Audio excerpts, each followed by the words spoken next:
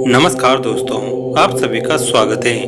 एक ब्राह्मण को विवाह के बहुत सालों बाद पुत्र हुआ, लेकिन कुछ वर्षों बाद बालक की असमय मृत्यु हो गई। ब्राह्मण शव लेकर शमशान पहुंचा। वह मोहवश उसे दफना नहीं पा रहा था। उसे पुत्र प्राप्ति के लिए किए जप तप और पुत्र का जन्मोत्सव याद आ रहा था।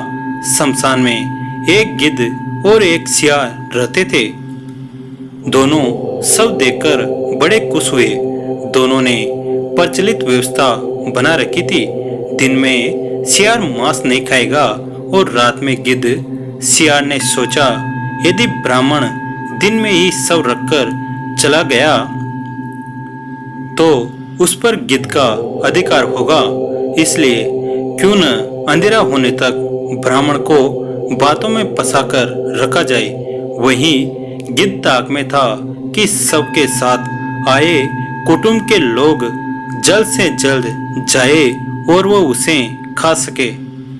गिद्ध ब्राह्मण के पास गया और उसे वैराग्य की बातें शुरू की। गिद्ध ने कहा, मनुष्यों, आपके दुख का कारण यही मोह माया है। संसार में आने से पहले हर प्राणी की आयु तय हो जाती है। आप अपने पुत्र को वापस नहीं ला सकते, इसलिए शोक त्याग कर प्रस्थान करें। संध्या होने वाली है। संध्या काल में शमशान प्राणियों के लिए भयदायक होता है, इसलिए शीघ्र प्रस्थान करना उचित है। सियार सब सुन रहा था। उसे गिद्ध की चाल सफल होती दिखी तो भागकर ब्राह्मण के पास आया। सियार कहने लगा, बड़े निर्दयी हो, जिसे प्रेम करते थे उसके मर्त देह के साथ थोड़ा वक्त नहीं बिता सकते। उन्हें रोके रखने के लिए सियार ने नीति की बातें छेड़ दी। जो रोगी हो, जिस पर अभी योग लगा हो और जो शमशान की ओर जा रहा हो, उसे बंधु बांधवों के सहारे की जरूरत होती है। सियार की बातों से परिजनों को कुछ तसल्ली हुई और उन्होंने तुरंत वापस लौटने का विचार छोड़ा। अब गिद्ध को परेशानी होने लगी। उसने कहना शुरू किया, तुम ज्ञानी होने के बावजूद एक कपटी सियार की बातों में आ गए। एक दिन हर प्राणी की यही दशा होनी है। शोक त्याग कर अपने अपने घर को जाओ। जो बना है वो नष्ट होकर रहता है। तुम्हारा शोक मृतक को दूसरे लोक में कष्ट देगा।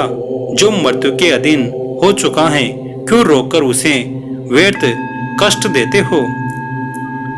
लोग चलने को हुए तो सियार फिर शुरू हो गया। यह बालक जीवित होता तो क्या तुम्हारा वंश न बढ़ता।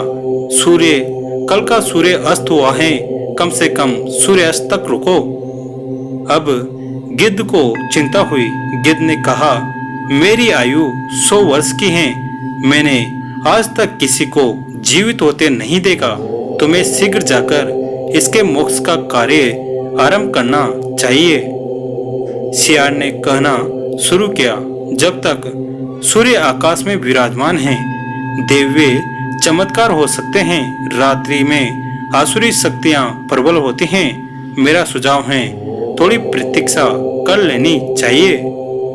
सियार और गिद्ध की चालाकी में फंसा ब्राह्मण परिवार तय नहीं कर पा रहा था कि क्या करना चाहिए। अंततः पिता ने बेटे का सिर गोद में रखा और जोर जोर से विलाप करने लगा। उसके विलाप से शमशान कांपने लगा। तभी संध्या भ्रमण पर निकले महादेव पार्वती वहां पहुंचे। पार्वती जी ने बिलखते परिजनों को देखा तो दुखी हो गई। उन्होंने महादेव से बालक को जीवित करने का अनुरोध किया।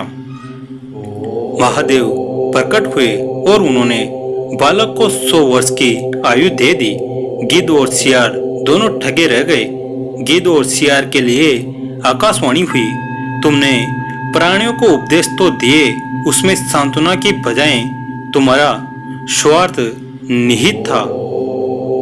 इसलिए तुम्हें इस निकृष्ट योनि से शीघ्र मुक्ति नहीं मिलेगी। जय जय श्री राधे कृष्ण जी। श्री हरि आपका कल्याण करे। तो दोस्तों, कहानी कैसी लगी कमेंट करके जरूर बताएं। वीडियो को लाइक करें, चैनल को सब्सक्राइब करें और इस वीडियो को अपने दोस्तों के साथ और फैमिली के साथ शेयर जरूर करें। धन्यवाद।